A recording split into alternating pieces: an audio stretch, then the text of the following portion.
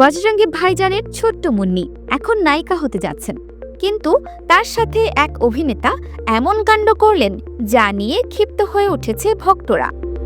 বজরঙ্গী ভাইজানের সেই পিচ্চি মুন্নি হর্ষালি মালহোত্রা এখন সিনেমার নায়িকা হতে যাচ্ছে, তাও আবার তেলেগু অভিনেতা বালাকৃষ্ণের সাথে।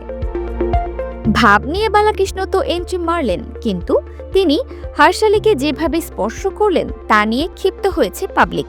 অনেকে বলছে এই অভিনেতার আগেও এমন স্বভাব দেখা গেছে, যেখানে তিনি উর্বশীর সাথেও এমন ঘটনা ঘটিয়েছিলেন। এই কাণ্ডের পর হর্ষালিকেও বেশ অস্বস্তিতে দেখাচ্ছিল, যা দেখে অনেকের মন্তব্য এই লোকের লজ্জা শরম বলতে কিছুই নেই। এদিকে তানজিয়া জামান মিথিলার কাছে আসা যাক। মিস ইউনিভার্স 2025-এর সুইমওয়ার রাউন্ডে অংশ নেওয়া বাংলাদেশের প্রতিযোগী তানজিয়া মিথিলা র্যাম্পে হাঁটার পর থেকেই সোশ্যাল মিডিয়ায় নানা মন্তব্য শুরু হয়েছে। অনেকেই বলছেন, বাংলাদেশকে প্রতিনিধিত্ব করে কেন এমন পোশাক পরলেন? মিস পাকিস্তান ও মিস ইউএই এর প্রতিযোগীর মতো পোশাক কেন পরেননি?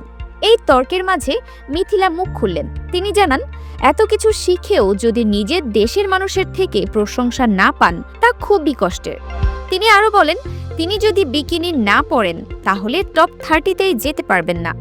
এখন কথা হচ্ছে, পাকিস্তান ও বাহরাইনের কাছে সংস্কৃতি ও ধর্মীয় মূল্যবোধ আগে, প্রতিযোগিতার স্কোর নয়।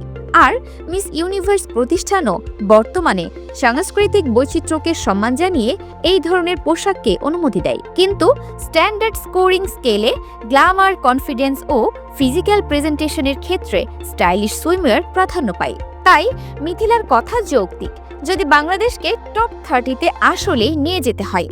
এদিকে জয়া বচ্চন এক ইভেন্টে বরাবরের মতোই রেগে গিয়ে বকাঝকা করেছিলেন, কিন্তু র্যাম্পে টাবুকে দেখা মাত্রই তার মুড বদলে যায়। তিনি খুশি হয়ে দাঁড়িয়ে হাততালি দিতে থাকেন, তবে ইভেন্ট থেকে যাবার সময় তিনি আবারও রেগে যান। অন্যদিকে কাতারের দোহার এক ইভেন্টে সালমান খান, তামান্না ও জ্যাকলিন তাদের গ্ল্যামারাস লুকে দর্শকদের মাতিয়ে দিয়েছেন। অনেক দিন পর সালমানের এমন পারফরমেন্স দেখে সবাই বেশ ইতিবাচক প্রতিক্রিয়া জানাচ্ছেন। Dinajpur TV multimedia desk.